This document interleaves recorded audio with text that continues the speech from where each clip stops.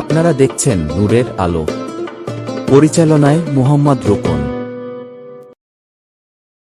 জিব্রাইল আলাইহি ওয়াসাল্লাম ফেরেশতাদের প্রধান। তিনি নবী রাসূলদের কাছে ওহী প্রেরণের দায়িত্ব পালন করেন।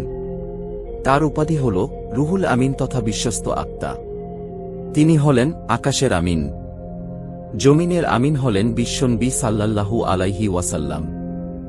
আকাশের আমিন জিব্রাইল আলাইহি ওয়াসাল্লাম জমিনের আমিনের কাছে ওহী নিয়ে আসতেন। কোনো কোনো সময় সবার অলক্ষ্যে ওহী নাজিল করে চলে যেতেন, আবার কোনো কোনো সময় মানব আকৃতিতে আগমন করতেন। তিনি প্রায় সময় দাহিয়াতুল কালবি রাদিয়াল্লাহু আনহু এর আকৃতি ধারণ করে আসতেন। ফেরেশতা কুকুর ও শূকর ছাড়া যে কোনো আকৃতি ধারণ করতে পারেন।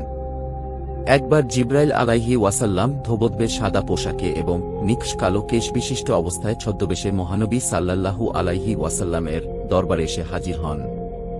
হাদিস বিশারদদের মতে 10ম হিজরিতে বিদায় হজের কিছুকাল আগে জিব্রাইল আলাইহি ওয়াসাল্লাম সাহাবায়ে কেরামদের দ্বীন শিক্ষা দেওয়ার জন্য এসেছিলেন। তার মধ্যে সফরের কোনো চিহ্ন পরিলক্ষিত হয়নি। মহানবী সাল্লাল্লাহু আলাইহি ওয়াসাল্লাম তখন সাহাবায়ে কেরাম দ্বারা পরিবেষ্টিত ছিলেন। ওমর রাদিয়াল্লাহু আনহু বলেন, আমাদের কেউ তাকে চিনতে পারেনি। কোনো কোনো হাদিস বিশারদের মতে প্রথমে মহানবী সাল্লাল্লাহু আলাইহি ওয়াসাল্লাম ও চিনতে পারেননি। অবশেষে লোকটি মহানবী সাল্লাল্লাহু আলাইহি ওয়াসাল্লাম এর সামনে এসে এবং স্বীয় হাঁটুদ্বয় মহানবী সাল্লাল্লাহু আলাইহি ওয়াসাল্লামের পবিত্র হাঁটুদ্বয়ের সঙ্গে মিলিয়ে বসে পড়েন। অতঃপর স্বীয় হস্তদ্বয় তার পবিত্র উরুদ্বয়ের ওপর রাখেন। সাহাবায়ে কেরাম অবাক হয়ে তার কার্যক্রম প্রত্যক্ষ করেন। লোকটি মহানবী সাল্লাল্লাহু আলাইহি ওয়াসাল্লামকে 4টি বিষয়ে প্রশ্ন করেন। তা হল ইসলাম, ঈমান, ইহসান ও কিয়ামতের সময়। প্রথম প্রশ্ন। লোকটি প্রথমে প্রশ্ন করেন, হে মুহাম্মদ সাল্লাল্লাহু আলাইহি ওয়াসাল্লাম, আমাকে ইসলাম সম্পর্কে অবহিত করুন।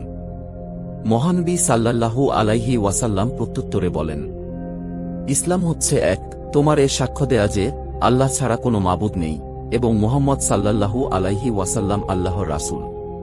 2. নামাজ কায়েম করা। 3. যাকাত প্রদান করা। 4.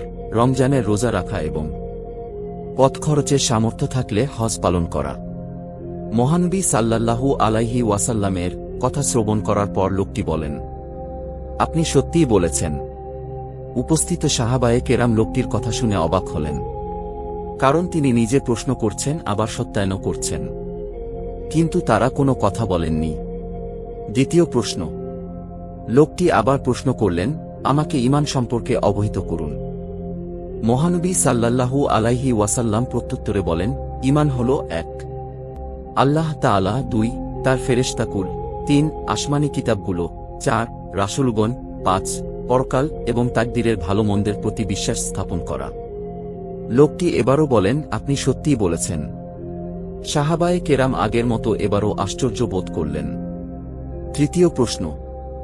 লোকটি আবার প্রশ্ন করলেন, আমাকে ইহসান সম্পর্কে অবহিত করুন। মহানবী সাল্লাল্লাহু আলাইহি ওয়াসাল্লাম জবাবে বলেন, ইহসান হল মহান আল্লাহর এমনভাবে ইবাদত করা যেন তুমি আল্লাহকে দেখতে পাচ্ছ, আর যদি তুমি তাকে দেখতে না পাও তাহলে মনে করবে তিনি তোমাকে দেখতে পাচ্ছেন। চতুর্থ প্রশ্ন। এরপর লোকটি চতুর্থ প্রশ্ন করলেন, আমাকে কিয়ামত সম্পর্কে অবহিত করুন। প্রত্যুত্তরে মহানবী সাল্লাল্লাহু আলাইহি ওয়াসাল্লাম বলেন, জিজ্ঞাসাকারী থেকে জিজ্ঞাসিত ব্যক্তি অধিক জ্ঞাত নয়, অর্থাৎ আপনার চেয়ে আমি এ প্রসঙ্গে অধিক অবগত নই। প্রশ্নকারী বলেন, তাহলে আমাকে কিয়ামতের কিছু নিদর্শন বলে দিন। রাসূলুল্লাহ সাল্লাল্লাহু আলাইহি ওয়াসাল্লাম বলেন, কিয়ামতের নিদর্শনগুলোর মধ্যে একটি হল 1, দাসী তার মনিবকে প্রসব করবে, অর্থাৎ দাসী তার মনিবের সন্তান জন্ম দেবে এবং পরবর্তী সময়ে সে সন্তানটি তার মনিবের স্থলাভিষিক্ত হবে। 2. আরেকটি নিদর্শন হল তুমি দেখতে পাবে যে যাদের পায়ে জুতা ও গায়ে জামা নেই, যারা শূন্য হাতে একসময় জীবনযাপন করত এবং মেষ চড়াত, তারাই পরবর্তী সময়ে বড় প্রাসাদ গড়ে তুলবে এবং এসব কাজে প্রতিযোগিতা করবে। এসব প্রশ্ন করে লোকটি চলে গেলেন। ওমর ফারুক রাদিয়াল্লাহু আনহু বলেন, আমরা কিছু সময় নীরব বসে রইলাম। অতঃপর মহানবী সাল্লাল্লাহু আলাইহি ওয়াসাল্লাম আমাকে লক্ষ্য করে বলেন, হে ওমর, আগন্তুক এ প্রশ্নকারীকে কি তুমি চিনতে পেরেছ? আমি বললাম, আল্লাহ ও তার রাসূল সাল্লাল্লাহু আলাইহি ওয়াসাল্লাম বেশি জ্ঞাত। রাসূলুল্লাহ সাল্লাল্লাহু আলাইহি ওয়াসাল্লাম বলেন, তিনি হলেন জিবরাইল আলাইহি ওয়াসাল্লাম। তিনি দ্বীন শিক্ষা দেওয়ার লক্ষ্যে তোমাদের কাছে এসেছিলেন। অন্য বর্ণনা মতে রাসূলুল্লাহ সাল্লাল্লাহু আলাইহি ওয়াসাল্লাম বলেছেন, কিয়ামতের আরেকটি নিদর্শন হল নগ্নপদ, নগ্নদেহ বিশিষ্ট মুখ ও বধিরদের তোমরা পৃথিবীর শাসক হিসেবে দেখতে পাবে।